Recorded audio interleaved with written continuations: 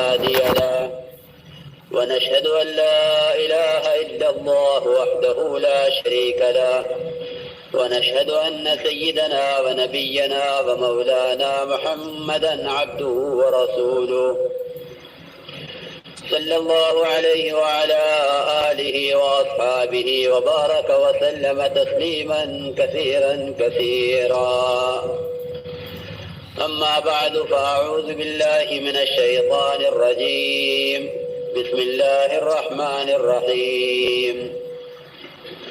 كنتم خير أمة أخرجت للناس تأمرون بالمعروف وتنهون عن المنكر وتؤمنون بالله. وقال الله سبحانه وتعالى: ولنذيقنهم من العذاب الأدنى دون العذاب الأكبر لعلهم يرجعون. وقال الله سبحانه وتعالى: والعصر إن الإنسان لفي خسر إلا الذين آمنوا وعملوا الصالحات وتواصوا بالحق وتواصوا بالصبر. وقال عليه الصلاة والسلام: مثل المؤمن والإيمان كمثل فرس في آخيته يحول ثم يرجع إلى آخيته، أو كما قال عليه الصلاة والسلام. میرے بھائیوں، دوستوں اور بزرگوں، اللہ جل جلالہ عم نوالہ نے انسان کو دنیا میں سب سے زیادہ اشرف اور سب سے زیادہ قیمتی بنایا ہے. ہر چیز فنا کے لیے، ہر چیز ٹوٹنے کے لیے، ہر چیز ختم ہونے کے لیے، لیکن انسان کو اللہ تعالیٰ نے ہمیشہ کے لیے بنایا ہے. یہ اپنے بننے کے اعتبار سے تو ہمیشہ سے نہیں ہے، لیکن رہنے کے اعتبار سے ہمیشہ کے لیے ہے. ہمیشہ کے لیے جنت یا ہمیشہ کے لیے برزخ، ہمیشہ کے لیے دوزخ یا ہمیشہ کے لیے جنت. یہ انسان وقتی نہیں ہے کہ یہ کھا پی کر اور اپنی ضرورتیں پوری کر کے دنیا میں ختم ہو جائے اور اس کا کوئی وجود باقی نہ رہے، بلکہ انسان دنیا کے اندر آخرت کو بنانے کے لیے بھیجا گیا ہے. یہ نقل مکانی ہے کہ یہاں سے اس کو دوسرے عالم میں منتقل ہونا ہے. اس پر ہمارا ایمان ہے، اس پر ہمارا یقین ہے کہ مرنا ہے، خدا کے سامنے حاضری دینی ہے، اور خدا کے سامنے حاضری دے کر ہر ایک کو اپنے کیے کا جواب دینا ہے. جس نے جو کیا ہے اپنی عمر کے ساتھ، اپنے علم کے ساتھ، اپنے مال کے ساتھ، اپنے عہدے کے ساتھ، جس کو اللہ نے جو کچھ دیا اس نے اس میں جو کچھ کیا اس کا خدا کے یہاں جواب دینا ہے. تو دنیا میں انسان ختم ہو جانے کے لیے نہیں ہے، اور دنیا میں انسان اپنی ضرورت کے پورا کر لینے کے لیے نہیں ہے، بلکہ اس کو اس زندگی میں جو اللہ کی طرف سے ملا ہوا وقت ہے، یا اللہ کی طرف سے ملا ہوا مال ہے، یا اللہ کی طرف سے ملی ہوئی جان ہے، یا اللہ کی طرف سے ملی ہوئی عقل ہے، ان تمام سرمایوں کو اللہ تعالیٰ کے حکم کے مطابق استعمال کرنے اور پھر اس کے استعمال پر اللہ تعالیٰ کی طرف سے اجر یا عذاب اللہ تعالیٰ کی طرف سے کہ دنیا میں کیا کر کے آیا ہے، اس کا فیصلہ کسی کے ملک و مال پر یا اس کا فیصلہ کسی کی عزت اور جاہ پر، اس پر نہیں ہوگا، بلکہ اللہ تعالیٰ کے یہاں اس کی کامیابی یا ناکامی کا فیصلہ وہ اس کے جسم سے نکلنے والے اعمال پر ہوگا. یہ اللہ تعالیٰ کا اٹل فیصلہ ہے. اس نے فلاح اور کامیابی ایمان کے ساتھ مشروط کی ہے، بغیر اس کی ذات کو پہچانے ہوئے، بغیر اس کی ذات پر ایمان، ایسا ایمان جیسا اس کے یہاں مطلوب ہے، ایسا ایمان اس کی ذات پر لائے بغیر دنیا میں کامیابی کا کہیں کوئی راستہ نہیں ہے اور کوئی جو ہے کامیابی کی کوئی شکل نہیں ہے کہ ہوا اور پانی کے بغیر آدمی جی لے، لیکن یہ ممکن نہیں ہے کہ بغیر ایمان اور اعمال صالحہ کے یہ کامیاب ہو جائے۔ بغیر ایمان اعمال صالحہ کامیاب ہو جائے اس کا کوئی امکان نہیں۔ اس لیے اللہ تعالیٰ نے انبیاء علیہ السلام کو ہر زمانے میں انسانوں کی کامیابی کے لیے بھیجا، اور ہر زمانے میں اللہ تعالیٰ نے یہ کرم فرمایا کہ انسانوں کی کامیابی کے لیے انبیاء علیہ السلام کو ایک محنت اور انبیاء علیہ السلام کو ایک کلمہ دے کر بھیجا ہے۔ تمام انبیاء علیہ السلام کی یہ مشترکہ بنیاد ہے کہ انبیاء علیہ السلام اللہ رب العزت کی ذات عالی کی طرف اس کے رخ کو اسباب سے ایمان کی اور دنیا سے آخرت کی اور چیزوں سے اعمال کی طرف پھیرنے کے لیے بھیجے جاتے ہیں۔ انبیاء علیہ السلام آ کر اپنی محنت کا میدان میرے دوست بزرگوں کو کسی چیز کو نہیں بناتے، وہ محض انسانوں کو اپنی محنت کا میدان بناتے ہیں اور انسانوں کا محنت کا میدان بنا کر ان کے قلوب کو اللہ رب العزت کی ذات عالی کی طرف پھیرتے ہیں کہ قلوب اللہ کے غیر کی طرف متوجہ ہوتے ہیں اور قلوب اللہ کی ذات سے پھرے ہوئے ہوتے ہیں۔ اپنے بنانے والے کو، اپنے پیدا کرنے والے کو، اپنے پالنے والے کو یہ انسان جب بھول جاتا ہے، یہ زندگی کی ہر لائن میں، یہ تاجر ہو تو تجارت میں، یہ حاکم ہو تو اپنی حکومت میں، یہ کاشتکار ہے تو اپنے زمیندارے میں، یہ ملازم ہے تو اپنی ملازمتوں میں، یہ دنیا کی جس لائن میں بھی ہوتا ہے، جب اللہ کو نہیں پہچانتا اور اپنے بنانے والے کو نہیں جانتا تو یہ دنیا کے کسی بھی شعبے میں اللہ تعالیٰ کے حکم کے اعتبار سے چلنا تو بہت دور کی بات ہے، یہ خدا کو بھول کر یہ اللہ تعالیٰ کے احکامات کے توڑنے پر چلتا ہے۔ ہر حکم خدا کے بنیاد پر ٹوٹتا ہے کہ یہ اللہ تعالیٰ کو پہچانتا نہیں ہے اور اپنے بنانے والے کو جانتا نہیں۔ انبیاء علیہ السلام اس کی محنت کرتے ہیں آ کر کہ ان کا رخ اللہ کی ذات عالی کی طرف پھر جاوے۔ میرے عزیز دوستو بزرگوں، اس کے لیے انبیاء علیہ السلام کا رخ ٹھیک کیا جاتا ہے۔ اس کے لیے پہلے رخ انبیاء علیہ السلام کا صحیح کیا جاتا ہے۔ اللہ تعالیٰ اپنی ذات عالی کا پہلے تعارف انبیاء علیہ السلام کو کرواتے ہیں اور انبیاء علیہ السلام کے رخ کو صحیح کرتے ہیں اور ان کے رخ کو صحیح کر کے پھر ان کو قوموں کے رخ کو صحیح کرنے کے لیے بھیجتے ہیں۔ اذهبا الى فرعون انه طغى کہ فرعون کا رخ غلط ہوا ہے، جاؤ اس کے رخ کو صحیح کرو۔ کہ دونوں کو سگے بھائیوں کو بھیجا کہ جاؤ جا کے فرعون کا رخ صحیح کرو۔ تو اللہ تعالیٰ پہلے نبیوں کا رخ صحیح کرتے ہیں کہ اللہ کا غیر ان کے اندر سے نکل جائے، اور اس کے رخ کو صحیح کرنے کے لیے اللہ تعالیٰ پہلے اپنی ذات کا تعارف نبیوں کو کراتے ہیں اور نبیوں کو اللہ تعالیٰ ہدایت براہ راست دیتے ہیں اور دوسروں کی ہدایت کا ان کو ذریعہ بنا کر بھیجتے ہیں۔ اننی انا اللہ لا الہ الا انا فاعبدنی واقم الصلاۃ لذکری۔ اللہ تعالیٰ حضرت موسیٰ علیہ السلام کو اپنی ذات عالی کا تعارف پہلے خود کرواتے ہیں اور ہر اللہ کے غیر سے ان کے رخ کو پھیر کر محض اپنی ہی ذات عالی کی طرف ان کے رخ کو پھیر لیتے ہیں، اور جب یہ اچھی طرح ان کو ٹھوک بجا کے دیکھ لیتے ہیں کہ ان کا رخ ہمارے ہر غیر کی طرف سے ہماری طرف پھر گیا ہے، پھر اللہ تعالیٰ ان سے کام لیتے ہیں، پھر اللہ انہیں کام کے لیے بھیجتے ہیں کہ جاؤ تم تاجروں میں کام کرو اور تم زمینداروں میں کام کرو، تم کارخانے والوں میں کام کرو، تم اکثریت والوں میں کام کرو۔ ہر لائن کے لوگوں میں اللہ تعالیٰ نے نبیوں کو بھیجا ہے۔ قوم سبا میں باغات والے تھے اور قوم سمود یہ کارخانوں والے تھے، صنعت کار تھے، قوم نوح اکثریت والے تھے، قوم شعیب یہ تجارت اور منڈیوں والے تھے، کیونکہ ہر پیشے والوں میں اللہ تعالیٰ نے انہی میں سے ایک آدمی کو نبی بنا کر ان کی ہدایت کے لیے بھیجا ہے۔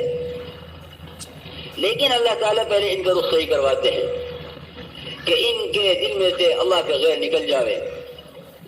تو جتنا نبیوں کے اندر سے اللہ کا غیر نکل جاتا ہے اتنے یہ دوسروں کی ہدایت کا سبب بنتے ہیں۔ اللہ تعالیٰ ایک ایک چیز کو ان کے دلوں سے نکالتے ہیں، ایک ایک چیز کو ان کے دلوں سے نکالتے ہیں۔ حضرت ابراہیم علیہ السلام تو جب یہ کہہ اٹھے انی وجہت وجہی للذی فطر السماوات والارض کہ میں نے ہر بنے ہوئے سے رخ بنانے والے کی طرف پھیر لیا، جو کچھ بنا ہوا ہے میں نے ہر بنے ہوئے سے اپنے رخ کو بنانے والے کی طرف پھیر لیا ہے۔ انی وجہت وجہی للذی فطر السماوات والارض حنیفا کہ میں نے ہر بنے ہوئے سے رخ بنانے والے کی طرف پھیر لیا۔ کیونکہ جب اس طرح ان کا رخ پھر جاتا ہے اللہ کے غیر سے پھر اللہ تعالیٰ ان سے کام لیتے ہیں۔ اس لیے بنیادی بات اور بنیادی چیز جو تمام انبیاء علیہ السلام کی بنیادی ہے وہ کلمہ لا الہ الا اللہ۔ جب تک یہ کلمہ دل کا کلمہ نہیں بنے گا، جب تک یہ کلمہ دل کا کلمہ نہیں بنے گا اور جب تک دل کا رخ صحیح نہیں ہوگا اور جب تک دل سے اللہ کا غیر نہیں نکلے گا اس وقت تک کوئی عمل نہیں بن سکتا، اور جب تک اعمال نہیں بنیں گے کامیابی نہیں ہوگی۔ سارے اعمال کا مدار ایمان پر اور سارے کامیابیوں کا مدار اعمال پر۔ اس لیے کیونکہ انبیاء علیہ السلام سب سے پہلے اس کلمے کی طرف دعوت دیتے ہیں، قولوا لا الہ الا اللہ تفلحوا، اے لوگو لا الہ الا اللہ کہہ لو کامیاب ہو جاؤ گے۔ تاجروں میں بھی یہی کلمہ، کاشتکاروں پہ بھی یہی کلمہ، زمینداروں پر بھی یہی کلمہ، ملازموں پر بھی یہی کلمہ، اکثریت والوں کے خلاف بھی یہی کلمہ، صنعت کاروں کے خلاف بھی یہی کلمہ۔ انبیاء علیہ السلام کا محنت کا نقشہ اور ان کے کلمے کی بنیاد ان کی ہر قوم کے خلاف ہوتی ہے۔ نبیوں کا نقشہ ان کی قوموں کے نقشوں سے کبھی نہیں ملتا کہ ان کا کلمہ تاجروں سے ملتا ہو یا ان کا کلمہ کاشتکاروں سے ملتا ہو، زمینداروں سے، اور ان کا کلمہ ملازموں سے۔ میرے دوست بزرگوں، تمام انبیاء علیہ السلام کی محنتیں ان کی قوموں کے خلاف ہوتی ہیں، اور نبیوں کا نقشہ ان کی قوم کے نقشوں کے خلاف ہوتا ہے۔ اس لیے انبیاء علیہ السلام پر حالات آتے ہیں کیونکہ ان کی آواز اور ان کا کلمہ ان لوگوں کے خلاف ہوتا ہے جن کی طرف ان کو بھیجا جاتا ہے، تو ان کا کلمہ تمام قوموں کے خلاف ہوتا ہے۔ کہ کلمہ لا الہ الا اللہ ان کے ہر چھوٹے بڑے نقشے کے خلاف ہوگا کہ اللہ کی ذات سے ہوتا ہے، اللہ کے غیر سے نہیں ہوتا۔ یہ اس یقین کے بنانے کا اور اس یقین کو پیدا کرنے کا اس ساری محنت دعوت اللہ کی، اس کا محنت کا مقصد اور خلاصہ یہی ہے کہ اللہ کا غیر ہمارے اندر سے نکل جاوے اور اللہ کی ذات عالی سے تعلق قوی ہو جاوے، کیونکہ اس کی محنت کے لیے انبیاء علیہ السلام کو بھیجا جاتا ہے۔ یہ آ کر ملک و مال کو یا چیزوں کو یا دنیا کے نقشوں کو اپنی محنت کا میدان نہیں بناتے، بلکہ یہ اللہ تعالیٰ کی طرف سے اس لیے بھیجے جاتے ہیں تاکہ اللہ تعالیٰ کی ذات عالی کی طرف ہر ایک کا رخ پھر جاوے۔ پہلے ہی دن سے جناب رسول اللہ صلی اللہ علیہ وسلم کو قم فانذر وربک فکبر، نبی جی اپنے رب کی بڑائی بیان کیجیے۔ میرے عزیز دوست بزرگوں، ہمارے ماحول میں اللہ کے غیر کا اتنا بولا جانا ہے، اللہ کے غیر کا اتنا بولا جانا ہے کہ اللہ کی ذات عالی کا تعارف کرانا اپنی ذمہ داری محسوس ہی نہیں کرتے کہ مجھے تو اللہ رب العزت کی ذات عالی کے تعارف کے لیے بھیجا گیا تھا اور مجھے تو اللہ کے بندوں کو اللہ کی ذات کی طرف پھیرنے کے لیے بھیجا گیا تھا۔ کیونکہ ہمارے ماحول میں اللہ کے غیر کو اتنا بولا جاوے کہ اللہ کی ذات سے ہونے کا یقین بننا تو دور کی بات ہے، اللہ کی ذات عالی سے ہونے کا یقین پیدا ہی نہ ہو۔ یہ جناب رسول اللہ صلی اللہ علیہ وسلم اور آپ سے پہلے تمام انبیاء علیہ السلام کی محنت کی بنیاد رہی ہے، لا الہ الا اللہ۔ اور یہ کلمہ کسی زمانے میں بدلا نہیں ہے کہ کبھی دنیا کا نقشہ بڑا ہو گیا ہو تو کلمہ بدل گیا ہو ربیوں کا، یا اکثریت کو دیکھ کے جن کا کلمہ بدل گیا ہو، یا صنعت کاروں کی صنعتوں کو دیکھ کر، یا ہتھیار والوں کے ہتھیاروں کو دیکھ کر، یا عقل والوں کی عقلوں کو، یا سائنس والوں کی سائنس کو دیکھ کر کسی زمانے میں یہ کلمہ بدل گیا ہو، کیونکہ ایسا نہیں ہوتا، بلکہ ہر زمانے میں انبیاء علیہ السلام کے کلمے کی ایک ہی بنیاد کہ اللہ کی ذات سے ہوتا ہے، اللہ کے غیر سے نہیں ہوتا۔ یہ بنیاد میرے دوستو بزرگوں جتنی مضبوط ہو جاتی ہے اتنا ایمان دل کے اندر راسخ ہو جاتا ہے۔ تمام وجوہ خیر اور دنیا میں جو خیر اللہ کی طرف سے آنی ہے اور جو نظام عالم چلے گا، انسان پر حالات آتے ہیں، یہ ان حالات میں اپنی مرضی کے مطابق حالات چاہتا ہے اور حالات سے تنگ آیا ہوا ہے۔ ان حالات کے بنانے کا کوئی راستہ نہیں سوائے ایمان کے بنانے کے، ان حالات کے بنانے کا کوئی راستہ نہیں ہے۔ اللہ تعالی نے سارے نظام عالم کو اور تمام حالات کو نہ چیزوں سے جوڑا ہے، نہ ملک و مال سے جوڑا ہے، نہ کارخانوں سے جوڑا ہے اور نہ حکومتوں سے جوڑا ہے، کسی سے نہیں جوڑا۔ اللہ تعالیٰ نے تمام حالات کو اعمال کے ساتھ جوڑا ہے، تمام دنیا کے حالات کو اعمال کے ساتھ جوڑا ہے کہ انسان کی جسم سے نکلنے والے جیسے اعمال ہوں گے، اللہ رب العزت کی ذات عالی کی طرف سے اس کے مطابق فیصلے ہوں گے کہ یہ دیکھا جائے گا کہ عمل کیسا ہے۔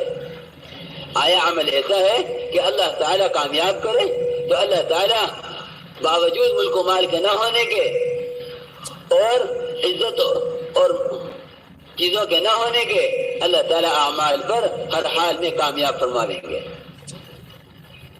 اور اگر چیزوں کا ڈھیر ہے اور سرمایہ داری کے نقشوں میں ہے، یہ اکثریت میں ہے تو اکثریت میں ناکام، یہ تجارتوں میں ہے تو اپنی تجارتوں میں ناکام، یہ زمیندارے میں ہے تو زمیندارے میں ناکام، یہ اپنی ملازمتوں میں ہے تو ملازمتوں میں ناکام۔ اللہ تعالیٰ نے ہر لائن کے لوگوں کو جو کلمے کے خلاف چلنے والے تھے اور اپنے جسم کے اعمال کلمے کی بگاڑنے کی بنیاد پر اور کلمے کو نہ بنانے کی بنیاد پر اپنے عملوں کو خراب کر رہے تھے، اللہ تعالیٰ نے ہر زمانے میں ان کو ناکام کر کے دکھلایا ہے۔ سارا قرآن اس کی گواہی دیتا ہے، سارا قرآن اس سے اللہ تعالیٰ نے جب فیصلہ کیا ہے کسی کامیابی کا یا ناکامی کا، وہ اللہ تعالیٰ نے اعمال کی بنیاد پر کیا ہے۔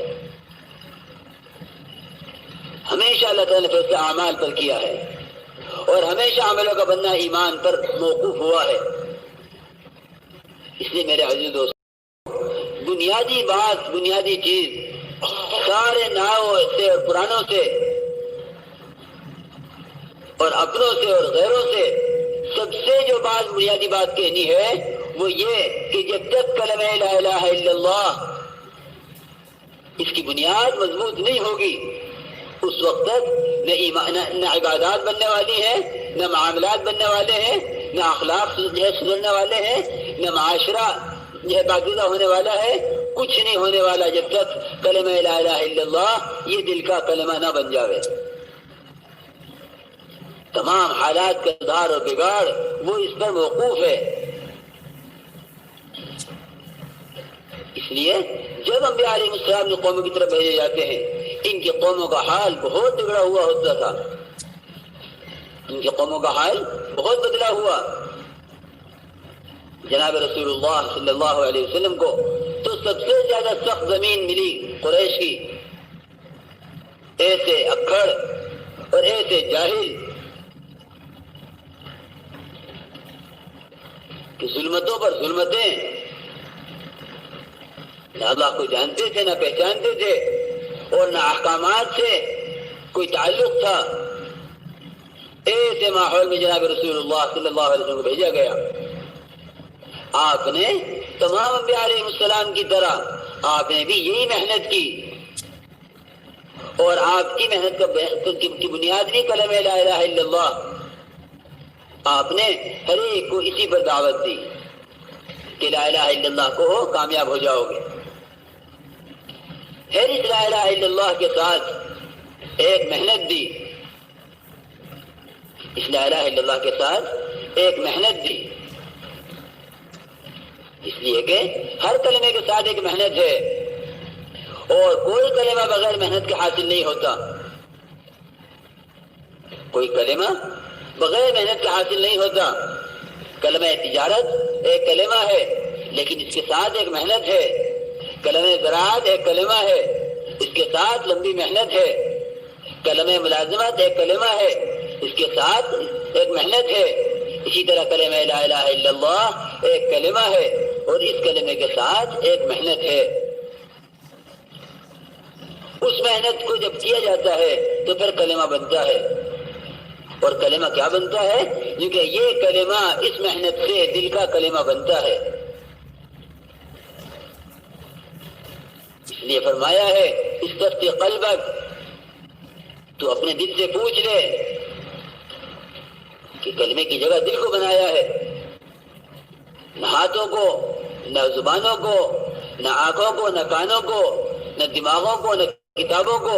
میرے عزیز دوستو بزرگوں، یہ کلمے کی جگہ صرف دل ہے کہ جب یہ قلب انسانی میں اتر جاتا ہے کلمہ لا الہ الا اللہ، پھر یہ تمام اعضاء سے ظاہر ہو جاتا ہے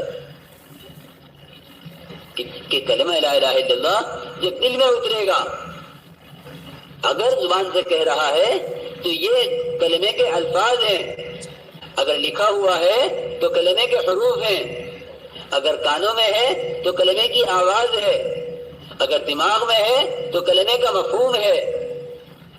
اس کو کلمہ نہیں کہتے، کلمہ کہتے ہیں وہ جو دل کے اندر راسخ ہو جائے، کیونکہ یہ کلمہ دل کے اندر اتر کر ہر عضو سے اس کلمے کے تقاضے پورے ہوں گے اور ہر عضو سے اسلام ظاہر ہوگا. اسلام تو جب نظر آئے گا جب ایمان ہوگا. اگر ایمان نہیں ہے تو اسلام کا مشاہدہ نہیں ہو سکتا. اگر ایمان نہیں ہے تو اسلام کا مشاہدہ نہیں ہو سکتا. اور اسلام کا مشاہدہ مدینہ منورہ میں ہر آدمی کے سر سے پیر تک اسلام نظر آتا تھا کہ یہ ہے اسلام. المسلم من سلم المسلمون من لسانه ويده، کہ مسلمان وہ ہے کہ اس کے ہاتھ سے اور اس کی زبان سے مسلمان محفوظ رہیں. یہ ہے علامت مسلمان کی. میرے دوست بزرگوں، آج دنیا کے اندر جتنے حالات بگڑ رہے ہیں اور جتنی افراتفری ہے، عزتیں وہ خطرے میں، اموال وہ خطرے میں، جانیں وہ خطرے میں، اس سب کی وجہ یہ ہے کہ ہم نے کلمے کی محنت کو چھوڑ دیا ہے. اس سب کی بنیاد یہ ہے کہ کلمے کی محنت کو ہم نے چھوڑ دیا. جب یہ کلمہ بن رہا تھا تو ایمان بن رہا تھا، اور جب ایمان بن رہا تھا تو عبادات بن رہی تھی، معاملات بن رہے تھے، اخلاق بن رہے تھے، معاشرہ بن رہا تھا، بلکہ انسان بن رہا تھا. انسان بن رہا تھا ایمان کے بننے سے. اب ایمان کے بنانے کی جو محنت چھوٹی، اور ایمان کے بنانے کی محنت کیوں چھوٹ گئی؟ میرے دوست بزرگوں، ایمان کے بنانے کی محنت اس لیے چھوٹ گئی کہ انسان نے اپنی ذمہ داری چھوڑ دی. کنتم خیر امت اخرجت للناس، تم انسانوں کی بھلائی کے، ان کی نفع رسانی کے لیے بھیجے گئے تھے. تم کاشتکار بنا کر، زمیندار بنا کر، ملازم بنا کر نہیں بھیجے گئے تھے، بلکہ تم انسانوں کی نفع رسانی کے لیے بھیجے گئے تھے. اور وہ نفع رسانی کیا ہے کہ انسان یہ سوچتا ہے جانوروں کی طرح کہ میری ذات سے کسی کو فائدہ پہنچ جائے. کہ کیا فائدہ؟ کہ نفع رسانی کس کو کہتے ہیں؟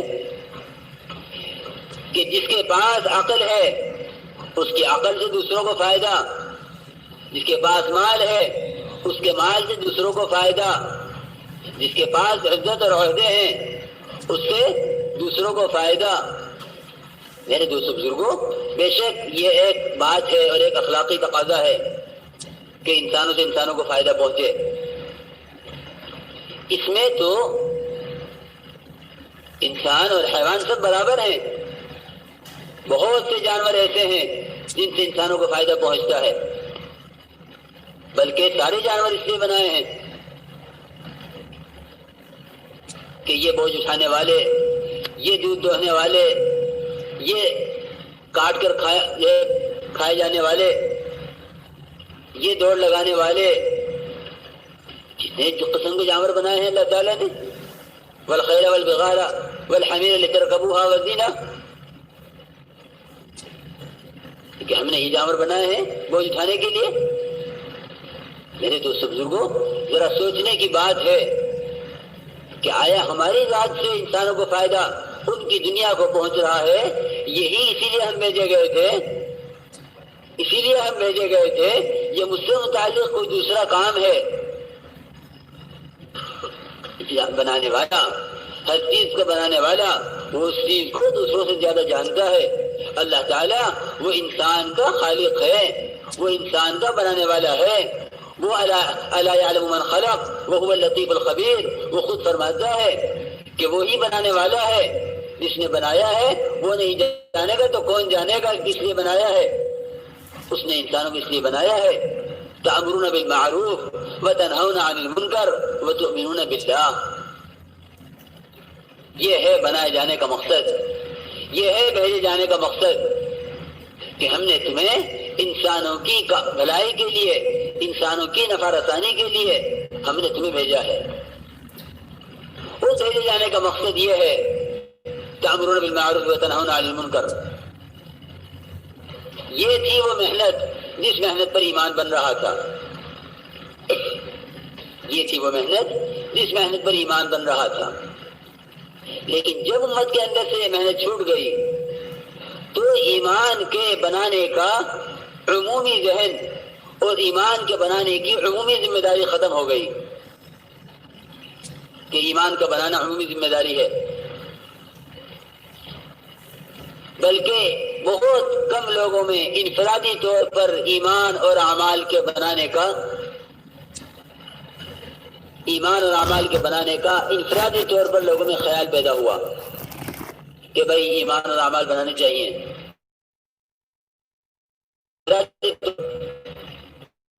جناب رسول اللہ صلی اللہ علیہ وسلم جو محنت لے کر تشریف لائے، اس سے آپ نے ایمان اور اعمال کے بنانے کا اجتماعی ذہن بنایا تھا، ایمان اور عمل کے بنانے کا اجتماعی ذہن بنایا تھا کہ اجتماعی طور پر یہ ذمہ داری محسوس کرتا تھا ہر ایک کہ ایمان اور اعمال کے بغیر کامیابی نہیں ہے۔ اور یہ کام ایمان اور اعمال صالحہ کے بنانے کا میرے دوست بزرگوں ہر فرد کے ذمے ہے، اور اس کے بنے بغیر دنیا کے اندر کامیابی ہے اور نہ آخرت میں کامیابی ہے۔ خسرت دنیا والآخرہ، کیونکہ ان کو دنیا کا بھی خسارہ دنیا کے اندر اور آخرت کا خسارہ اللہ بچاوے، آخرت کا خسارہ آخرت میں دکھلاویں گے۔ ان حالات کا سدھار اور تمام کامیابیوں کی بنیاد وہ ایمان کا بنانا ہے۔ اب یہ کہیں کہ ایمان والا حالات کے اندر، جب ایمان والے پر حالات آتے ہیں تو یہ ایمان والا اپنے حالات میں اپنے عملوں کو بناتا ہے، اور جب انسان کے اوپر، اسی لیے فرمایا ہے حدیث کے اندر مثل المؤمن والایمان کمثل فرس فی عاقیہ، کہ ایمان کی مثال اور مومن کی مثال ایسی ہے جیسے گھوڑا ہوتا ہے کہ گھوڑے کا مالک اس کو باندھ دیتا ہے اور لمبی رسی اس کی چھوڑ دیتا ہے، اس کے پیر میں باندھ کر، اس کے پیر میں لمبی رسی باندھ کر چھوڑ دیتا ہے، اور یہ گھوڑا میدان کے اندر گھاس کھاتا پھرتا ہے، لیکن جب اس گھوڑے کی رسی پوری ہوتی ہے اور اس کے پیر میں جھٹکا لگتا ہے تو فوراً یہ گھوڑا اپنے کھوٹے پر واپس آ جاتا ہے۔ یہ گھوڑے کا مزاج ہے کہ جب اس کو جھٹکا لگتا ہے تو یہ اپنے کھوٹے پر واپس آ جاتا ہے، ورنہ کھاتا ہوا چلتا رہتا ہے آگے آگے۔ فرمایا ہے دنیا حلوۃ خضرا، یہ دنیا بڑی سرسبز ہے، بڑی میٹھی ہے، کہ تاجر بھی چلتا رہے گا اور زمیندار بھی اس میں چلتا رہے گا اور ملازم بھی اس میں چلتا رہے گا اور سرمایہ دار بھی اس میں چلتا رہے گا، تو بڑی سرسبز ہے۔ اور کہیں خیال نہیں آئے گا کہ جھٹکا لگا ہے، اس جھٹکے کا کیا مطلب ہے؟ تو جب ایمان ہوتا ہے تو جھٹکے بتلاتے ہیں کہ میاں یہ جھٹکا اس لیے لگا ہے کہ تمہارا یہ عمل خراب ہو رہا ہے، یہ جھٹکا اس لیے لگا ہے کہ یہ عمل خراب ہے، اس عمل کو درست کر لو۔ تاجروں کو ان کی تجارتوں میں، زمینداروں کو ان کی کاشتکاری میں، ملازموں کو ان کی ملازمتوں میں صبح شام جو جھٹکے لگتے ہیں وہ اس لیے لگتے ہیں تاکہ یہ صحیح راستے پر آ جائیں۔ لیکن اگر ایمان ہوتا ہے تو یہ بات دل میں آتی ہے کہ یہ جو حالات آ رہے ہیں یہ حالات بتلا رہے ہیں کہ اعمال بگڑ رہے ہیں۔ اس لیے اللہ تعالیٰ نے حالات کو کہیں سے نہیں جوڑا سوائے اعمال کے۔ میرے دوستو بزرگوں، چیزوں سے حالات کا کوئی تعلق نہیں ہے، شفا سے دواؤں کا کوئی تعلق نہیں ہے، شفا سے دواؤں کا کوئی تعلق نہیں۔ اسی طرح مسائل کے حل سے جو ہے مالوں سے کوئی تعلق نہیں ہے، اور مسائل کا حکومتوں سے کوئی تعلق نہیں ہے، بلکہ زمین و آسمان کے درمیان جو کچھ ہوتا ہے وہ تنہا اللہ تعالیٰ اپنے حکم سے کرتے ہیں۔ اور لیکن اللہ تعالیٰ کا یہ اصول ہے اور قانون ہے، ہمیشہ کا یہ ضابطہ ہے کہ وہ جو کچھ کرتے ہیں وہ انسانوں کے عملوں پر کرتے ہیں، یہ ان کا ضابطہ ہے کہ ہم کریں گے تمہارے عملوں پر کریں گے۔ یہ دیکھیں جس میں سے نکلنے والے اعمال کہتے ہیں، تو یہ کہیں کہ یہ جو گھوڑا چلتا رہتا ہے گھاس کھاتا ہوا، جب اس کو جھٹکا لگتا ہے رسی پوری ہونے پر تو یہ اپنے کھوٹے پر واپس آ جاتا ہے۔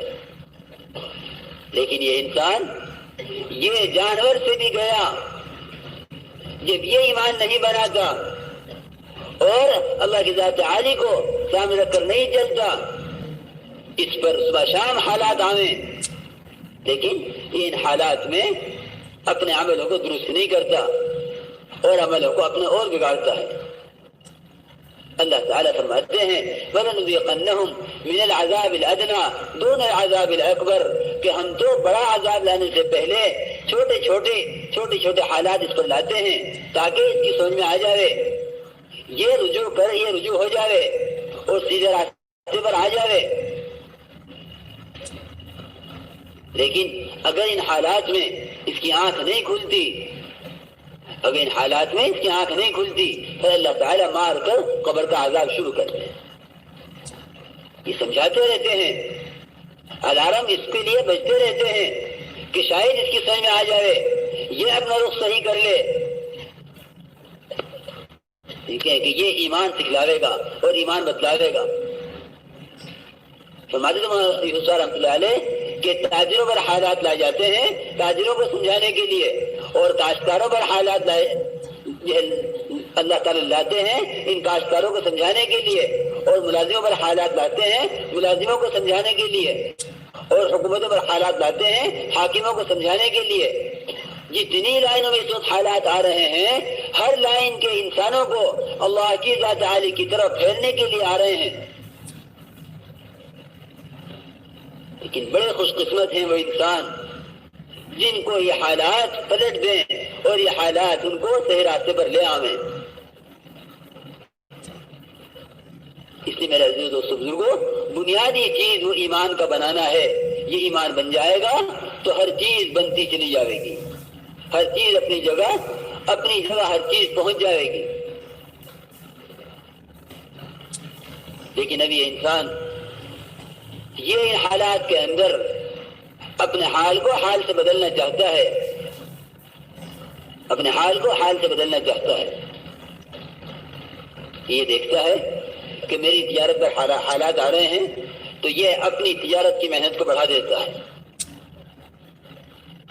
کہ ایک دکان سے 2 دکانیں اور 2 دکانوں سے 4 دکانیں، کہ اب بھی حالات نہیں ٹھیک ہو رہے تو ایک دکان اور لے لو. حالات سے حالات نہیں بنا کرتے، اعمال سے حالات بنا کرتے ہیں. اللہ تعالیٰ نے تمام انبیاء علیہ السلام کے ذریعے سے یہی بات کہلوائی ہے اور یہی محنت تمام انبیاء علیہ السلام نے کی ہے، اور سارے نبیوں کا خلاصہ یہی ہے کہ حالات سے حالات نہیں بنا کرتے بلکہ اعمال سے حالات بنا کرتے ہیں. حالات کا تو چیزوں سے کوئی تعلق ہی نہیں ہے، حالات کا چیزوں سے کوئی تعلق ہی نہیں ہے کہ چیزوں کی محنت کرو کہ حالات درست ہو جائیں، کہ ہتھیار بناؤ کہ امن آ جاوے اور دوائیں بناؤ کہ امراض ختم ہو جائیں. میرے دوست بزرگوں، حالات کا کوئی تعلق نہیں ہے چیزوں سے، اور حالات کا کوئی تعلق نہیں سرمایہ داریوں سے، اور حالات کا کوئی تعلق نہیں حکومتوں سے. حالات کا تو تعلق اعمال سے ہے کہ جیسے جسم سے نکلنے والے اعمال ہوں گے اللہ تعالیٰ اس کے مطابق فیصلے فرماوے گا. اب وہ اللہ تعالیٰ کے عقل مند انسان کہلاتے ہیں جو اپنے حالات کو سدھارنے کے لیے اپنے آپ کو عملوں پر لے آتے ہیں، اور اپنے حالات کو سدھارنے کے لیے اپنے آپ کو ایمان پر لے آتے ہیں. کیونکہ یہ ایمان کیا ہے، یہ ایمان کیا ہے اور یہ ایمان بنے کیسے، یہ اللہ کا غیر ہمارے دلوں میں سے کیسے نکلے، اللہ کی ذات عالی کے ساتھ ہمارا تعلق کیسے قوی ہو. کیونکہ اس کو سکھانے کے لیے اور اس کو بتانے کے لیے انبیاء علیہ السلام بھیجے گئے، اور سب سے زیادہ محنت اسی بات کی گئی. جناب رسول اللہ صلی اللہ علیہ وسلم کے 23 سال آپ آخری نبی، آپ کی شریعت کامل شریعت، آپ کی امت سب سے بڑی امت، آپ کی امت آخری امت، آپ کے پاس کل وقت 23 سال کا.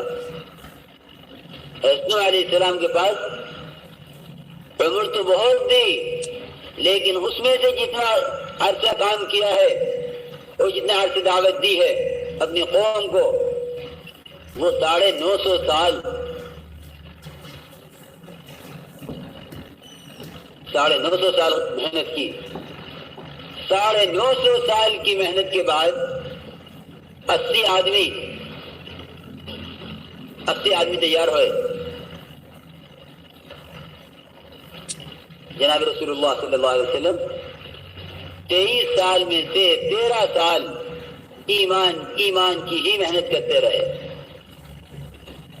10 سال میں تو سارے احکامات دیے، لیکن 23 سال میں سے 13 سال وہ ایمان ایمان ایمان ایمان اس طرح بنایا ہے کہ صحابہ کرام فرماتے ہیں ہم نے ایمان سنا نہیں، ہم نے ایمان پڑھا نہیں، کہ ایمان کا مطالعہ کیا ہو یا ایمان سنا ہو یا ایک دفعہ لا الہ الا اللہ کہہ کے مطمئن ہو گئے ہوں، بلکہ تعلمنا الایمان، ہم نے ایمان سیکھا ہے، ہم نے ایمان سیکھا ہے. اور ایمان کس طرح سیکھا کہ ایمان کی مجلسیں قائم کی، ایک کو، دو کو، چار کو لے کے بیٹھے کہ آؤ بیٹھو تھوڑی دیر ایمان لے آویں. اجلس بنا نؤمن ساعتن، یہ عبداللہ بن رواحہ رضی اللہ تعالیٰ عنہ یہ تو یوں کہیں کہ آؤ تھوڑی دیر کے لیے ایمان لے آویں. یہ دعویٰ کرنے والا کوئی نہیں تھا کہ میں ایمان والا ہوں، اپنے ایمان کا کوئی دعویٰ کرنے والا نہیں، بلکہ یوں کہے کہ آؤ بیٹھو ایمان لے آویں. جب یہ جملہ اوپرا لگا کہ کیا ہم ایمان والے نہیں ہیں جو کہہ رہے کہ ایمان لے آویں، جا کے کی شکایت جناب رسول اللہ صلی اللہ علیہ وسلم سے کہ یہ عبداللہ بن رواحہ یہ کہتا ہے کہ ہم سے کہ آؤ ایمان لے آویں. آپ نے ہنس کے فرمایا کہ اللہ رحم فرماوے اس پر، ایمان کی مجلسوں کو پسند کرتا ہے. میرے دوست بزرگوں، ایک دفعہ لا الہ الا اللہ کہہ دینے پر یہ مطمئن نہیں ہو جاتے تھے، بلکہ صحابہ کرام ایمان کے بنانے کی محنت میں لگے رہتے تھے. ایمان کے بنانے کی محنت میں لگے رہتے تھے کہ جب ایمان کی بات نہیں ہوگی اور جب اللہ کی ذات کا تعارف نہیں ہوگا، جس لمحے اور جس رات میں، جس دن میں، جس بازار میں، جس مسجد میں، جس گھر میں، جس کارخانے میں، جس حکومت میں، جس سرمایہ داری کے نقشوں میں، جہاں اللہ کی ذات کا تعارف نہیں ہوگا، جس لمحے نہیں ہوگا، اسی لمحے اللہ کے غیر کو بولے گا، اسی لمحے اللہ کے غیر کو بولے گا. اور جس لمحے اللہ کے غیر کو بولے گا، جس لمحے اللہ کے غیر کو سوچے گا، جس لمحے اللہ کے غیر کو سنے گا، اس لمحے اس کا ایمان متاثر ہوگا اور اس کا ایمان کمزور ہوگا. وہاں تو ایسا ماحول بنایا تھا کہ اللہ کے غیر کے بولنے کا کہیں موقع ہی نہیں تھا، اللہ کے غیر کو بولنے کا کہیں موقع ہی نہیں تھا.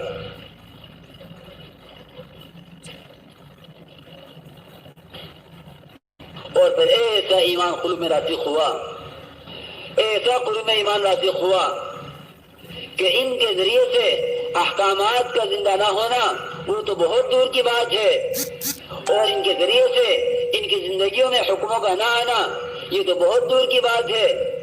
کسی کا جھوٹ بول دینا بہت بہت بعید، کسی کا وعدہ خلافی کرنا بہت دور. یہ تو ممکن ہی نہیں تھا کہ ان سے اللہ تعالیٰ کے احکامات ٹوٹتے، بلکہ اس سے آگے کی بات کہ ایمان ایسا بن گیا تھا صحابہ کرام کا، ایمان ایسا بن گیا تھا صحابہ کرام کا کہ جو حکم ابھی اللہ کی طرف سے نازل نہیں ہوا، جو حکم خدا کی طرف سے بھی نازل نہیں ہوا ہے، ایک چیز کو اللہ نے حرام کیا ہے لیکن اس چیز کی حرمت کے حکم کے نازل ہونے سے پہلے اس چیز کو ناجائز سمجھا جا رہا، اس چیز کو نامناسب سمجھا جا رہا، اور اس کی حرمت کے نازل کرانے کی کوشش اور اس کی حرمت کے نازل کرانے کو سوچا جا رہا. یہ ابھی حکم نازل نہیں ہوا ایک چیز کی حرمت کا، کیونکہ ایمان اندر سے کہہ رہا کہ یہ چیز مناسب نہیں ہے. ایمان کہہ رہا ہے اندر سے کہ یہ چیز مناسب نہیں ہے، یہ نہیں ہونا چاہیے. کہ شراب جب تک حرام نہیں ہوئی تھی، جب تک شراب حرام نہیں تھی، اس وقت حضرت عمر رضی اللہ عنہ شراب حرام کرانا چاہ رہے ہیں کہ یا رسول اللہ شراب حرام کرا دیجئے.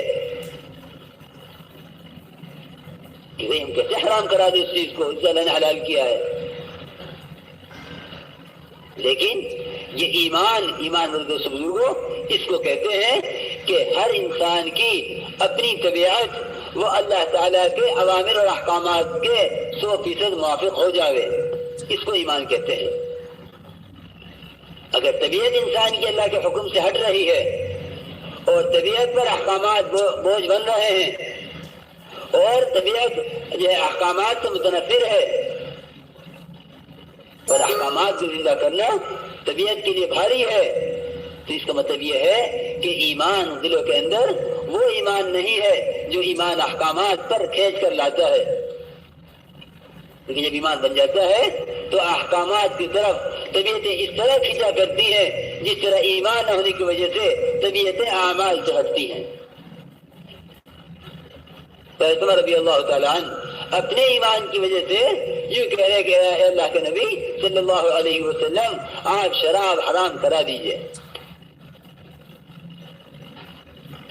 یہ ایمان اندر سے تقاضا کر رہا، ایمان اندر سے تقاضا کر رہا کہ یہ کام نہیں ہونا چاہیے. کہ کسی چیز کو دیکھ کر یہ اس کو نامناسب سمجھے گا یا اس پر اس کو ناجائز سمجھے گا یا اس کو حرام سمجھے گا، وہ اس پر کہ کرینے کی حقیقت اس میں اتر گئی ہے. من قال لا الہ الا اللہ مخلصا دخل الجنہ، کہ جو آدمی اخلاص کے ساتھ لا الہ الا اللہ کہے گا وہ جنت میں داخل ہو گیا۔ لیکن پوچھا گیا یہ اللہ کے نبی صلی اللہ علیہ وسلم کلمے کا اخلاص کیا ہے؟ کلمے کا اخلاص کیا ہے؟ فرمایا کلمہ کا اخلاص یہ ہے کہ یہ کلمہ اس کو اللہ تعالیٰ کی حرام کی ہوئی تمام چیزوں سے روک دے، اللہ کی حرام کردہ چیزوں سے یہ کلمہ اس کو روک دے، کیونکہ یہ ہے کلمہ کا اخلاص۔ ابھی تو کلمہ ہماری زبان پر ہے، اعراب نے کہا کہ قالت الاعراب آمنا قل لم تؤمنوا ولكن قولوا اسلمنا۔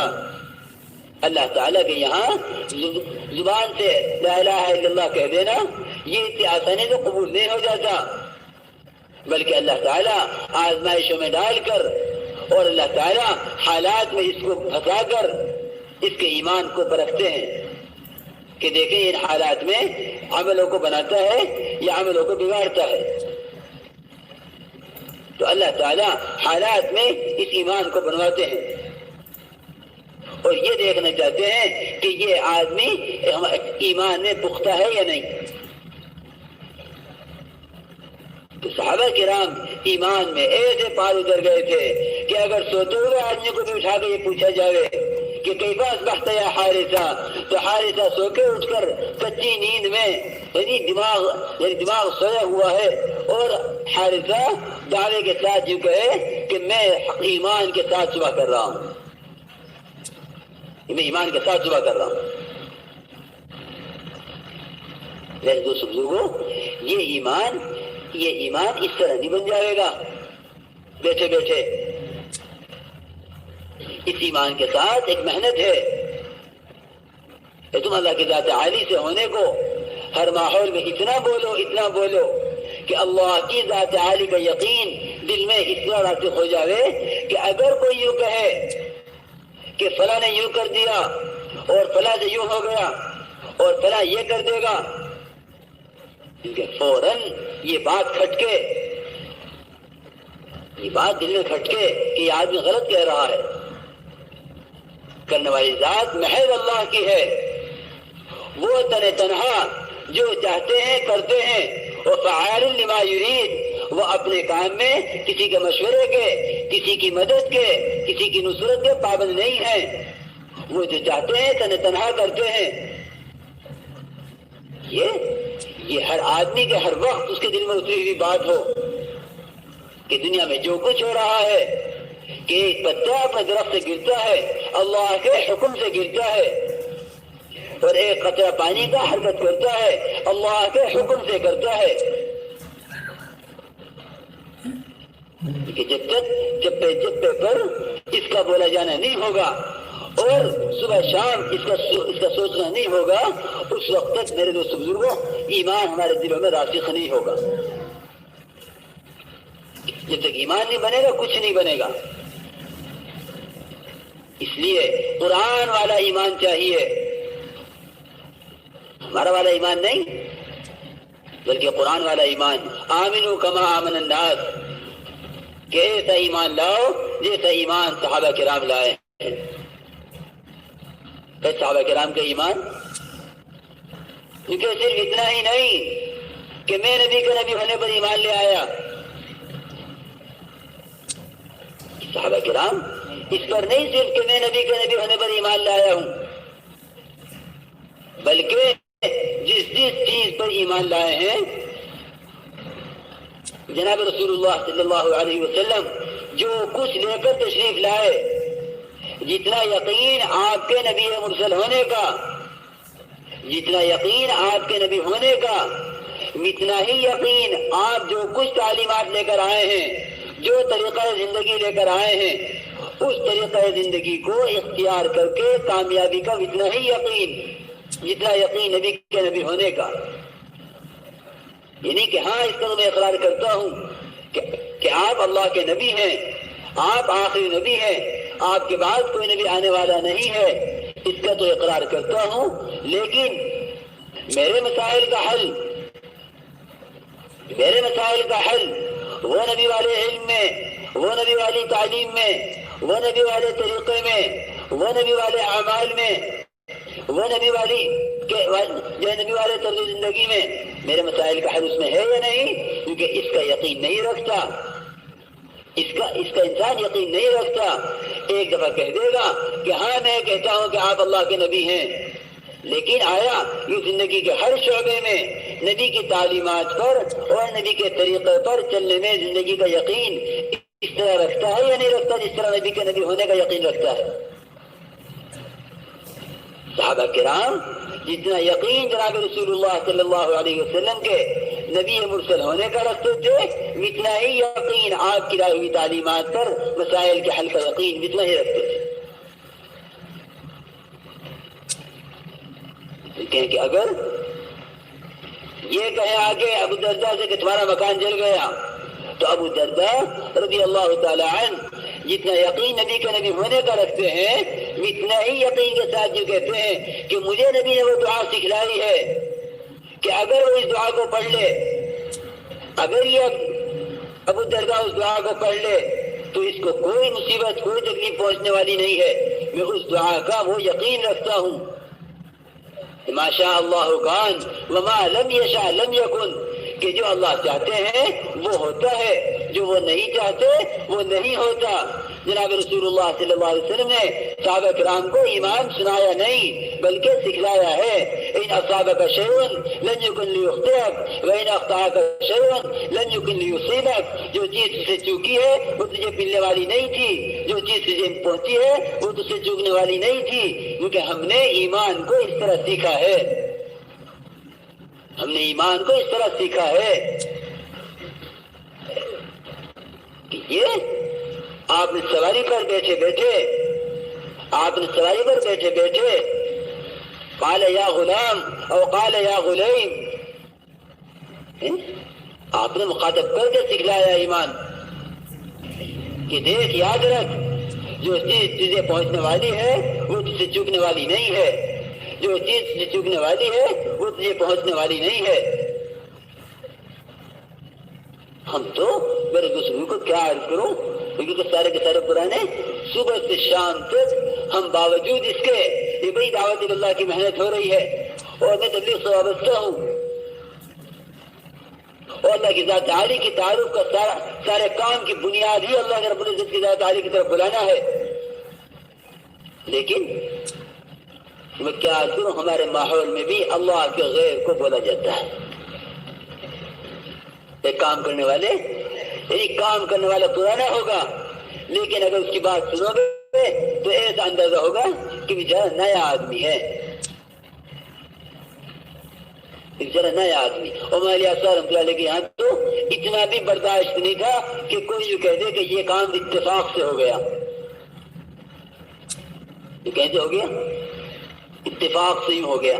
مطلب اتفاق سے نہیں ہوتا بلکہ مقدر سے ہوتا ہے، ان کو تقدیر الہی یوں ہی ہے، اللہ نے یوں چاہا تو ہوا، اللہ نے یوں چاہا تو یوں ہوا۔ یہ کیوں کہتے مقدر، یہ کیوں کہتے اتفاق سے ہو گیا؟ یہ کو مقدر سے ہوا، اللہ رب العزت کے چاہنے سے ہوا۔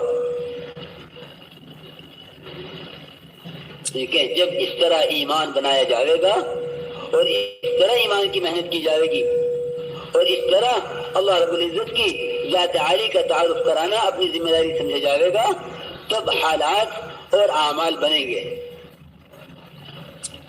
تب اعمال بنیں گے کہ ایمان کے بننے پر عمل تو اندر کا تقاضا بن جائے گا،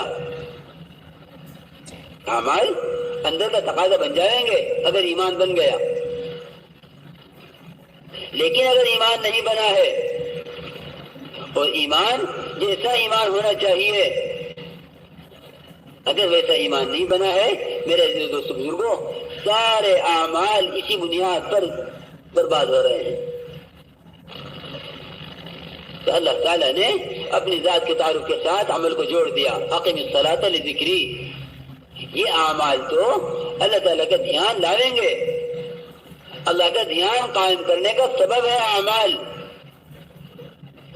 اعمال اللہ کا دھیان قائم کرنے کا سبب ہے۔ کہ جتنا اللہ کا دھیان آتا چلا جائے گا، جتنا عملوں پر یہ اپنے آپ کو لگاتا چلا جائے گا، یہ اعمال اللہ کا دھیان لاویں گے. تو اس سے میرا یہ دوست بزرگوں، اس ایمان کے بننے پر تمام چیزوں کا بننا موقوف ہے. کہ اب ہمارا کام یہ ہوگا کہ صبح سے لے کے شام تک ایک ایک فرد امت کو اللہ کی ذات عالی کی طرف بلاویں. تمام انبیاء علیہ السلام کی مشترکہ محنت ہے دعوت اللہ. ہمیں تو دنیا کے اندر بھیجا ہی اس کام کے لیے گیا تھا. جناب رسول اللہ صلی اللہ علیہ وسلم کہتے ہیں بعثت داعیا مبلغا، مجھے تو داعی مبلغ بنا کر بھیجا گیا ہے. مجھے تو اللہ تعالیٰ کی طرف سے بھیجا ہی اس لیے گیا ہے کہ اللہ کی ذات عالی کی طرف بلانا میرا کام ہے. تو جو آدمی اللہ کی ذات عالی کی طرف اس طرح بلا لے گا جس طرح تمام انبیاء علیہ السلام نے اللہ کی ذات کی طرف بلایا ہے، اللہ کی وحدانیت کی طرف، اس کی الوہیت کی طرف، اس کی رزاقیت کی طرف، یعنی اس کا شافی اور اس کا کافی ہونے کی طرف، اور ہر چیز کے ہونے کی نسبت کو اللہ رب العزت کی ذات عالی کی طرف کرے گا. میرے اس دوست بزرگوں، ظلمتیں اتنی ختم ہوتی چلی جائیں گی اور اللہ تعالیٰ دنیا کے اندر جو برکتیں اور رحمتیں لاوے گا. حضرت علیہ السلام اپنی قوم سے اسی پر سارے وعدے کر رہے. قلت استغفروا ربکم انہ کان غفارا یرسل السماء علیکم مدرارا، کہ تم اپنے رب سے رجوع ہو جاؤ، اپنے رب سے رجوع ہو جاؤ. اللہ تعالیٰ تمہاری جانوں میں، تمہاری اولادوں میں، تمہاری نہروں میں، تمہارے باغات میں، تمہارے کارخانوں میں، تمہاری ہر چیز میں اللہ تعالیٰ برکت پیدا فرماوے گا. یجعل لکم جنات ویجعل لکم انہارا، لیکن ما لکم لا ترجون للہ وقارا وقد خلقکم اطوارا. انبیاء علیہ السلام تو اللہ کی ذات عالی کے تعارف کے لیے بھیجے جاتے ہیں. انبیاء علیہ السلام تو اللہ کی ذات عالی کے تعارف کے لیے بھیجے جاتے ہیں. وہ سارے وعدے بھی اللہ کی طرف سے کرتے ہیں اور ہر انسان جو اللہ کی ذات کا تعارف بھی کرواتے ہیں. ہماری ساری محنت کا خلاصہ یہ جتنی بھاگ دوڑ ہو رہی ہے اور جتنے اجتماعات اور جتنے مشورے، اس سب کا میرے دوست بزرگوں مجھے تو یہی عرض کرنا ہے آپ حضرات سے کہ جو بنیاد ہماری کمزور ہوتی چلی جا رہی کہ بھئی کسی کو دیکھو تو وہ تقریر کر کسی موضوع پہ، وہ کسی موضوع پہ، وہ ہر ایک کے اوپر کسی نہ کسی کا غلبہ. تو الیاس رحمۃ اللہ علیہ کے یہاں جتنا ایمان کے بنانے کی بات اور جتنا الیاس رحمۃ اللہ علیہ کے ماحول میں ایمان کے بنانے کی فکر تھی، اتنا کسی چیز پہ زور نہیں تھا. اس لیے کہ یہ اگر بن گیا تو ہر چیز بن جائے گی، یہ اگر بن گیا تو ہر چیز بن جائے گی. لیکن اگر ایمان نہ بنا اور اللہ کی ذات عالی پر وہ اعتماد اور توکل نہ ہوا جو ہونا چاہیے، تو میرے دوستو بزرگوں پھر نہ استقامت ہوگی اعمال پر اور نہ استقامت ہوگی کام پر. عمل پر استقامت ایمان کے بقدر ہوگی. مولانا فرماتے تھے اگر ایمان نہیں ہے تو اعمال پر استقامت بھی نہیں ہوگی. اگر ایمان نہیں ہے تو اعمال پر استقامت نہیں ہوگی. یہ اعمال رسمی ہوں گے. اس کی نماز یا نماز عادت کی ہوگی یا اس کی نماز ماحول کی ہوگی. اس کی نماز وہ ایمان والی نماز نہیں ہوگی جو نماز اس کے مسائل کو حل کروا دے. جو نماز کے مسائل کو حل کروا دے کہ وہ نماز نہیں ہوگی. وہ نماز تو اس کی ایمان کے بقدر بنے گی کہ جیسا ایمان ہوگا ویسی نماز ہوگی. اس لیے سب سے پہلا کام ہمارا کہ ہم ایمان کے بنانے کی محنت میں لگیں اور ہر ماحول میں اللہ رب العزت کی ذات عالی کا تعارف کرائیں. جو کہ اب ہمارے اندر استعداد پیدا ہوگی ایمان سے عملوں پر چلنے کی. ایمان سے عملوں پر چلنے کی استعداد پیدا ہوگی تو تاجر اپنی تجارت میں، زمیندار اپنی زمینداری میں، ملازم اپنی ملازمت میں ہر جگہ احکامات کو پورا کرے گا۔ مجھ سے متعلق اللہ کا کیا حکم ہے، اور جہاں جہاں ایمان پہنچ جائے گا حکم وہاں پہنچے گا۔ یہ حکم تیرے ہاتھ سے متعلق، یہ حکم تیرے کان سے متعلق، یہ حکم تیری زبان سے متعلق، یہ حکم تیری شرمگاہ سے متعلق، کہ جہاں جہاں ایمان پہنچ جائے گا وہاں حکم پہنچے گا۔ اور حکم کا اس جگہ پہنچنا وہ حکم زندہ ہی ایمان پر ہوگا، کہ جب ایمان دل میں آ جائے گا تو جسم کے ہر عضو میں آ جائے گا، یعنی اللہ کا دھیان آ جائے گا، کہ یہ صحیح معنی میں ذاکر بن جائے گا۔ یہ کیا بن جائے گا؟ صحیح معنی میں ذاکر بن جائے گا، کہ یہ ذاکر بن جائے گا یعنی اطاعت والا بن جائے گا۔ کل مطیع ذاکر، حضرت عمر رضی اللہ عنہ کا قول ہے کہ وہ آدمی جو ہر زندگی کے ہر شعبے میں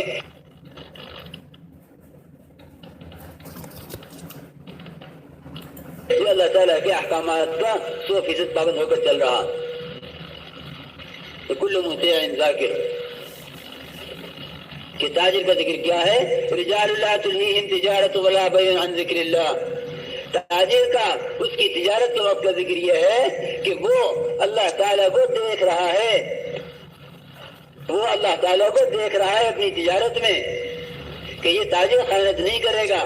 حاکم اپنی حکومت میں اللہ کو دیکھ رہا ہے کہ وہ اپنے حکومت میں ظلم نہیں کرے گا۔ زمیندار اپنے زمینداری میں اللہ کو دیکھ رہا ہے کہ یہ عشر اور یہ اس پہ جو زکوٰۃ آئے گی اور اس پہ جو حکم آئے گا وہ اس حکم کو پورا کرے گا۔ کہ ہر لائن کے اندر ان لائنوں میں چلنے والے اس لائن سے متعلق احکامات میں اللہ تعالیٰ کو دیکھ کر چل رہے ہوں۔ ان تعبد اللہ کأنک تراہ، ان تعبد اللہ کأنک تراہ، کہ تو اللہ کی عبادت اس طرح کر گویا تو اللہ کو دیکھ رہا ہے۔ لیکن یہ یوں سمجھتے ہیں کہ عبادت صرف نماز ہے۔ میرے دوستو بزرگوں، نماز کے اندر دھیان جمائے گا تو یہ نماز اس کے ہر عمل کو نماز پر لے آئے گی، اس کے ہر عمل کو نماز پر لے آئے گی۔ اگر نماز کے اندر دھیان جما لیا تو ہر عمل نماز پر آ جائے گا، کہ بھئی یہ زندگی کے ہر شعبے میں اللہ تعالیٰ کے احکامات کا پابند ہو کر چلے گا۔ کہ صحابہ کرام کہا کہ وہ ایسے مرد میدان تھے کہ تجارت ان کو اللہ کے ذکر سے غافل نہیں کرتی، کہ اب اللہ کا حکم آیا ہے یہ دکان پر تو تجارت میں زندہ ہو رہا، اور اللہ کا حکم آیا حکومت پر تو حاکم کے ہاتھوں زندہ ہو رہا، اور اللہ کا حکم آیا ملازم پر تو اس کی ملازمت میں زندہ ہو رہا۔ اللہ کا حکم جہاں جس کے پاس جس شکل میں پہنچے گا، جس حال میں وہ ہوگا، وہاں وہ اللہ کا حکم ایمان کی بنیاد پر زندہ کرے گا۔ تو یوں آیا روایت میں کہ جو آج تم جس کو دیکھو، کہ یعنی ایک آدمی کو اتنا ذکر کرتے ہوئے دیکھو، اتنا ذکر کرے کوئی آدمی، اتنا کرے کہ اس کو لوگ پاگل کہنے لگے، کہ ذکر اتنا کرو کہ لوگ تمہیں پاگل کہنے لگے۔ میرے دوست بزرگوں، ذکر کیا ہے؟ ذکر یہ ہے کہ میں کسی بھی ماحول میں اور کسی بھی نقشے میں کسی بھی چیز کی نسبت اللہ کے غیر کی طرف نہیں کروں گا، بس یہ ذکر ہے۔ ذکر جو آدمی اللہ کی ذات عالی کو اس طرح تعارف کرا لے گا، تاجروں سے، کاشتکاروں سے، ملازموں سے، کہ جو کچھ ہوتا ہے دنیا میں وہ تنہا اللہ کے کرنے سے ہوتا ہے، یہ سارے کے سارے تاجر اور سارے کاشتکار جو غلط یقین لیے بیٹھے ہیں وہ سارے کے سارے اس کو پاگل کہیں گے۔ اب بنے گا مطلب حدیث کا کہ اتنا کثرت سے ذکر کرو کہ لوگ تمہیں پاگل کہنے لگے۔ تو اگر صرف تنہائی میں کرتا رہا ذکر اور باہر نکل کے دعوت نہ دی اور ایک ایک سے اللہ کی ذات کا تعارف نہ کروایا.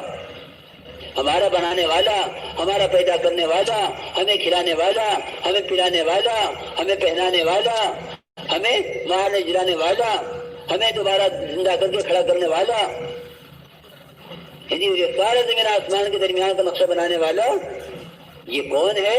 اگر ہر چپے پر اس کا تعارف نہ کرایا، ابھی جا کے جب تاجروں سے کہے گا تو تاجر کہیں گے کہ یہ آدمی پاگل ہے. ہم تو یقین رکھتے تھے کہ تجارتوں سے مال آتا ہے اور حکومتوں سے مسائل حل ہوتے ہیں، لیکن یہ آ کے آج یوں کہہ رہے ہیں کہ نہیں کرنے والی ذات اللہ کی ہے، اور اتنی کثرت سے کہہ رہے ہیں کہ کہیں موقع ہی نہیں دیتے اللہ کے غیر سے بولنے کا، اللہ کے غیر سے ہونے کو بولنے کا. تو یہ سارے کے سارے تاجر اس ذاکر کو پاگل کہیں گے، یہ سارے کاشتکار اس ذاکر کو پاگل کہیں گے، سارے حکومت والے، سارے ہتھیاروں والے اس ذاکر کو پاگل کہیں گے. کیونکہ اب ہوگا وہ ما یاتیہم من رسول الا كانوا به يستهزئون، ما یاتیہم من رسول الا قالوا ساحر او مجنون. کیونکہ اب یہ نبیوں کی طرح پاگل کہلایا جاوے گا. اب بنا مطلب کہ بھائی اتنا ذکر، اتنا کثر سے ذکر کرو کہ لوگ تو پاگل کہنے لگے کہ پاگل تو جب کہیں گے جب میں ان کے نقشوں کے خلاف اللہ کی ذات عالی سے ہونے کا ان کو یقین دلاؤں گا کہ نہیں بھائی تمہارے نقشوں سے نہیں ہوتا. اب اگر اس نے چل پھر کر ذکر کی دعوت نہ دی اور چل پھر کر اللہ کی ذات عالی سے ہونے کو نہ کہا تو میرے دوستوں بزرگوں ذرا سوچ کے بتلاؤ کہ تنہائی میں سے ذکر کیا ہے، یہاں اس کو پاگل کون کہے گا؟ یہاں اس کو پاگل کون کہے گا؟ اور اگر اس نے چل پھر کر تاجروں سے نہ کہا کہ تاجروں سے کہے گا کہ تمہاری تجارتوں سے نفع نہیں ہو، نفع نقصان تو اللہ ہی کے ہاتھ میں ہے، یہ سارے اسباب تو خالی برتن ہیں، ان خالی برتنوں میں اللہ چاہیں گے تو ان برتنوں میں ڈال کے دیں گے اور اللہ چاہیں گے تو برتنوں کے بغیر دیں گے. اللہ تعالیٰ نے اسباب اس لیے نہیں بنائے کہ اللہ تعالیٰ یہ دیکھ رہے تھے کہ انسان کو اسباب کی ضرورت ہے، بلکہ اللہ تعالیٰ نے اسباب اس لیے بنائے ہیں تاکہ وہ یہ دیکھیں کہ تم ایمان اسباب پر رکھتے ہو یا یقین اور ایمان میری ذات سے رکھتے ہو. اللہ نے اسباب اس لیے بنائے ہیں، ورنہ اللہ تعالیٰ کو ہمیں پالنے کے لیے اسباب کی ضرورت نہیں تھی. نعوذ باللہ، اللہ تعالیٰ کو اسباب کی ضرورت نہیں ہے، اللہ تعالیٰ اسباب کا محتاج نہیں ہے. اس نے اسباب اس لیے بنائے ہیں لِنَبْلُوَهُمْ أَيُّهُمْ أَحْسَنُ عَمَلًا، ہم یہ آزمانا چاہتے ہیں کہ تم میں کون آدمی اپنے عملوں کو ان اسباب کے یقین پر بگاڑتا ہے اور کون تم میں سے اپنے یقین کو، اپنے اعمال کو ہماری ذات پر یقین کر کے بناتا ہے. اللہ نے یہ دیکھنے کے لیے بنایا.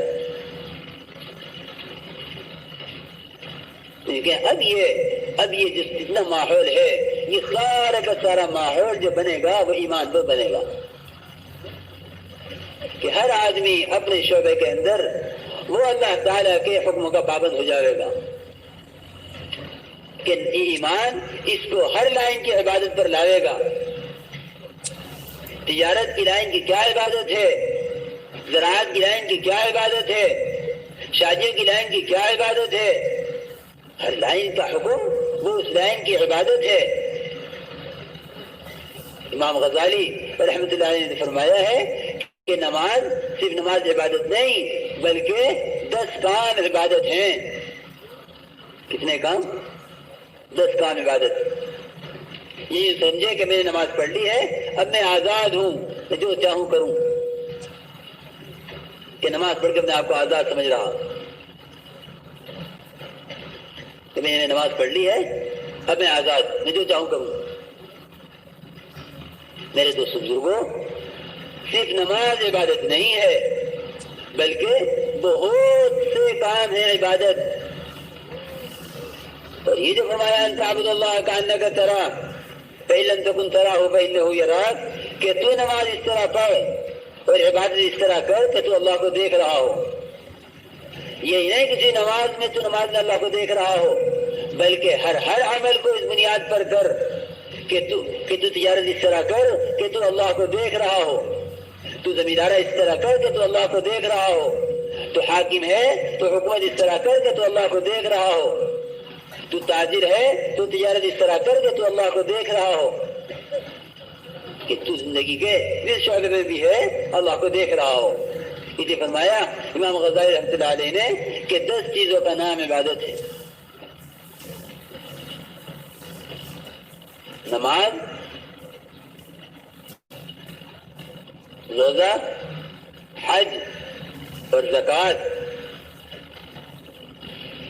تلاوت، دعوت، یعنی ایک ایک کو بھلائی کا حکم کرنا اور ایک ایک کو برائی سے روکنا، امر بالمعروف اور نہی عن المنکر۔ نماز، روزہ، حج، زکوٰۃ، تلاوت، ذکر، امر بالمعروف اور نہی عن المنکر، اور تجارت، حلال کمانا، یہ بھی عبادت میں داخل ہے۔ حلال کمانا عبادت میں داخل ہے۔ پڑوسیوں